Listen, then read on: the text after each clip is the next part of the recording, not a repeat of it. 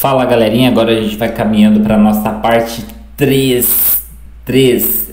Lembrando que eu tinha parado a última aula, né, nas patas de trás e fiz uma pata dianteira, né? A gente tem ainda mais uma pata para fazer, então se você não pegou a pata no último vídeo, agora você pega essa pata, que se não pegar essa pata, meu Deus, aí o negócio tá feio, né? A gente vai precisar fazer um curso prático aí, eu vou ter que ficar falando dentro do seu ouvido como é que faz, pegar na sua mão para você poder aprender de fato, né? Então lembrando, gente, eu utilizei uma lâmina 7 no corpo deste animal. Aí eu usei um adaptador, aquele amarelinho que me deu um branco agora, que eu esqueci a numeração dele. Se você quer saber a numeração desse adaptador, me manda um DM lá no Instagram, que eu falo pra você qual que é, tiro uma foto, te mando, falo a marca, falo tudo, mas não é o adaptador que vai deixar a pata bonita, né? É você, é a sua mão, é a sua dedicação. Então vamos dar continuidade para isso, beleza? Bom, a gente já está finalizando uma pata. Vocês percebam que ela conseguiu ter um formato cilíndrico e a outra não tem nenhum formato, apenas a base foi feita, né? Que é a parte daquela patinha que encosta no chão. Então sempre quando a gente vai começar a acertar uma patinha de um cachorro, independentemente de qual for, é importante o animal estar bem posicionado na mesa. Eu repito isso para as pessoas. Às vezes eu vejo muitos profissionais, principalmente a galera que vem fazer curso comigo, né? A galera que faz curso prático comigo. Eu vejo que muitas vezes a galera não sabe trabalhar com guia, cara, que é uma coisa muito básica. Toda vez que você posiciona o animal, você consegue ter um resultado bacana. Não tem como tosar o animal com ele se mexendo, né? Então é uma coisa que você tem que levar em consideração e você precisa começar a trabalhar nesse formato, né?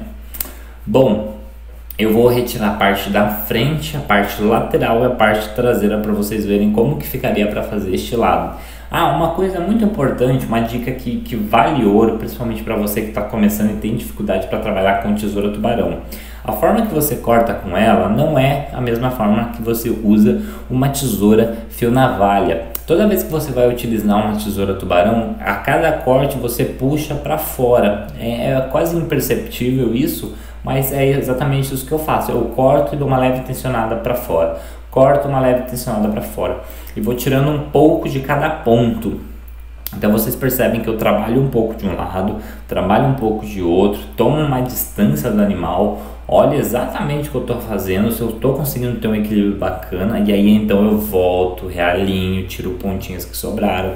Às vezes a gente fica muito focado em fazer um lado totalmente prontinho, deixar ele certinho, quando às vezes não dá, entendeu?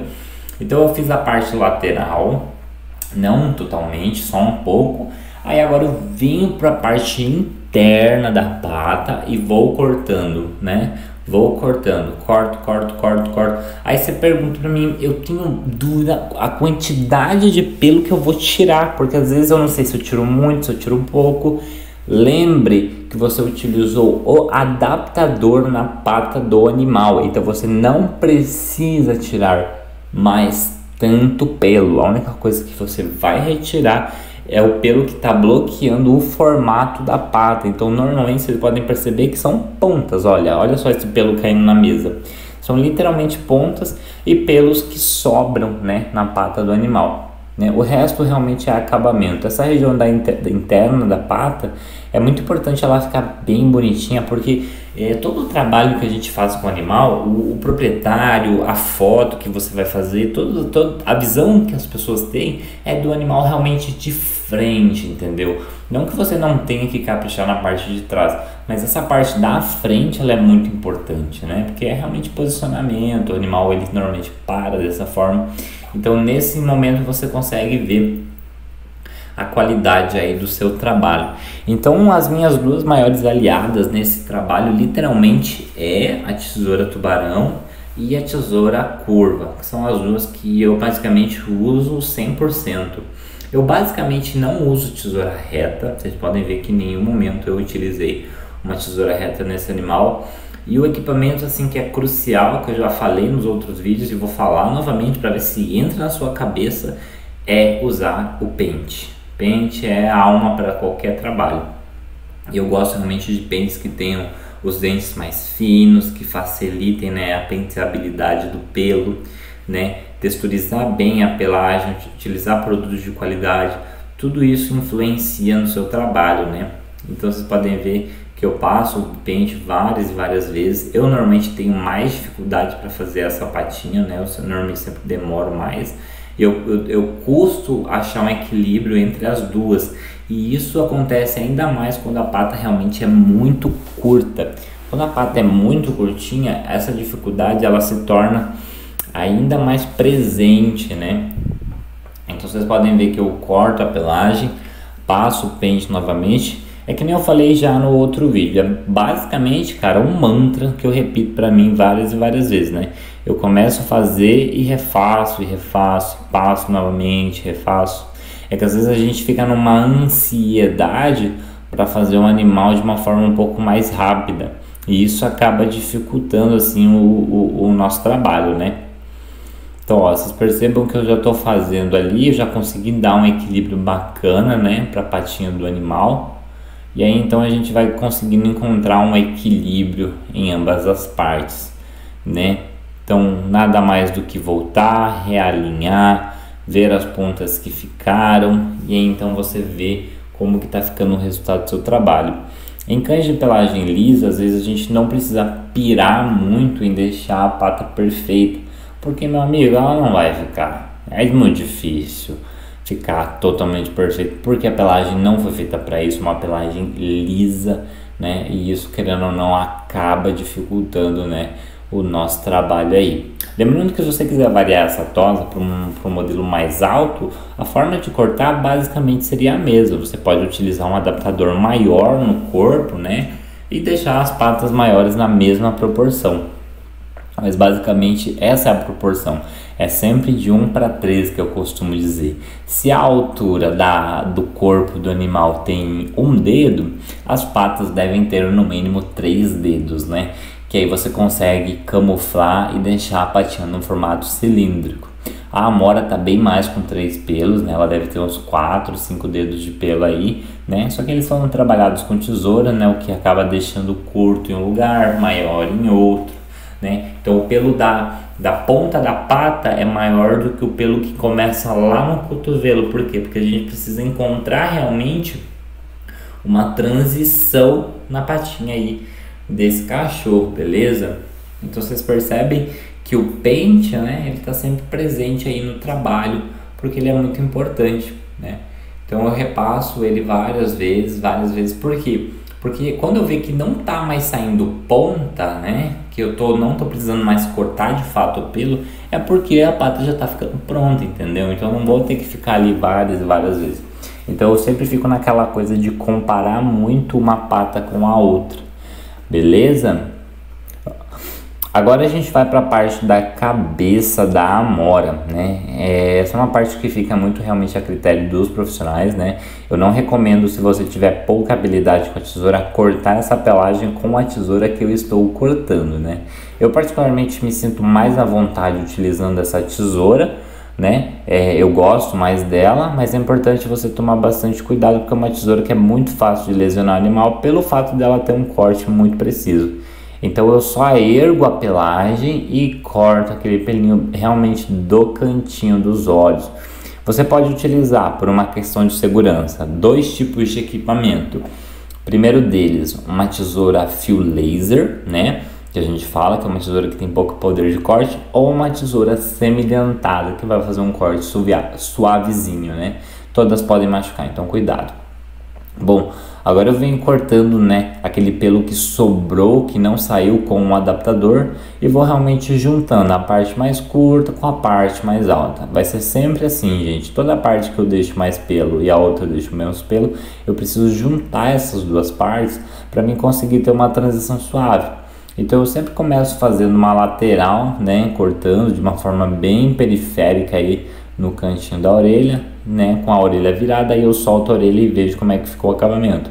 Aí, o que eu vou fazer? Eu não vou dar continuidade para isso, eu vou direto pro próximo lado, porque eu gosto, né, é uma técnica minha, uma forma que eu faço, Lembrando que você não precisa fazer exatamente dessa forma, você tem que fazer da forma que fica realmente mais confortável para você.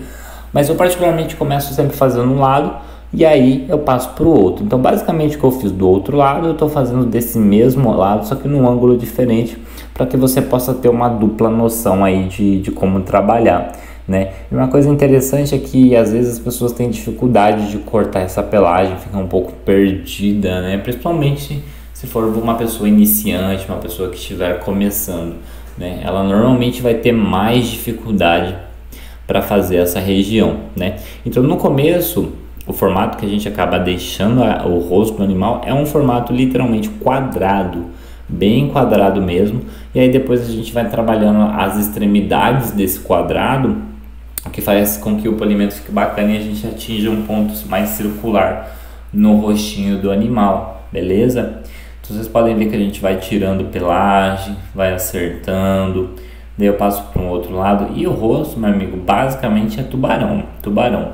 A amora, ela já teve pelo nessa região superior da cabeça, e isso normalmente sempre foi um problema para fazer rostinho redondo nela, porque quando o animal é acostumado a ter muito tempo laço na cabeça, quando a gente solta esse pelo e vai fazer tosa, normalmente ele já está acostumado a ficar para cima, então a gente não consegue fazer uma moldagem bacana. A amora é uma cachorra que tem uma pelagem do rosto bem difícil de trabalhar, ela tem a pelagem muito lisa, então as tesouras dente de tubarão e as tesouras semidentada, elas são insubstituíveis para a gente poder fazer esse trabalho, né? E agora eu estou trabalhando realmente ali a região do bigode. O bigode é uma região do animal que você sempre tem que trabalhar ela, você não pode deixar muito grande, não, é feio cachorro com bigodão, tá? Principalmente se for fêmea. Você nunca pode deixar aquele bigodão, porque aquele bigodão suja, o cachorro vai beber água molha, vai comer suja. Então eu normalmente sempre limpo bastante a boquinha do cachorro, e eu percebo que é uma coisa que os clientes realmente gostam bastante, né? Porque isso facilita a vida delas, né? Basicamente seria esse o problema que eu resolvo do meu cliente, pelo na boca do cachorro, entendeu? E aí a amora, o que acontece? A amora, toda vez que a gente vai fazer a cabeça dela, ela começa a tensionar para cima, sabe? Então eu sempre tenho que trabalhar segurando, né, a nuquinha dela ali, né? Eu sempre tenho que segurar bem a boquinha dela, porque ela às vezes tira a língua para fora. Então tá vendo, gente? Fazer o rosto do cachorro, eu entendo a dificuldade, é muito difícil. Quantas pessoas já não cortaram a língua do animal ao tentar fazer um Chaplin, por exemplo? Chaplin é aquela limpezinha que a gente faz na boquinha do animal, que eu normalmente faço com tesoura ou maquininha de acabamento. Eu sempre uso uma tesoura a fio laser, tanto é que no próximo vídeo agora vocês vão ver eu fazendo essa finalização do Chaplin e das orelhas dela, né? As orelhas a gente vai deixar num formato um pouquinho mais curto, mais redondinho, porque combina mais com o estilo de corte que a gente está fazendo nela. Se você quiser, por exemplo, deixar o cachorro com um aspecto mais masculino, né, o ideal é sempre você deixar a orelha mais pro curto, mais pro raspado, mais pro quadrado, porque isso dá uma conotação um pouco masculina, né? Então, ó, vocês podem ver que agora eu estou segurando bem a amora, eu tenho que realmente colocar a mão atrás da cabeça dela para realmente travar ela, porque ela faz força para levantar a cabeça, porque ela se incomoda com o barulho da tesoura. Então lembrando que eu sempre tento fazer a amora o mais rápido possível. Então agora a gente já conseguiu deixar o rosto dela num formato um pouco mais circular, né? E agora então eu venho com a tesoura semidentada, isso é muito importante, né? Tesourinha ali semidentada,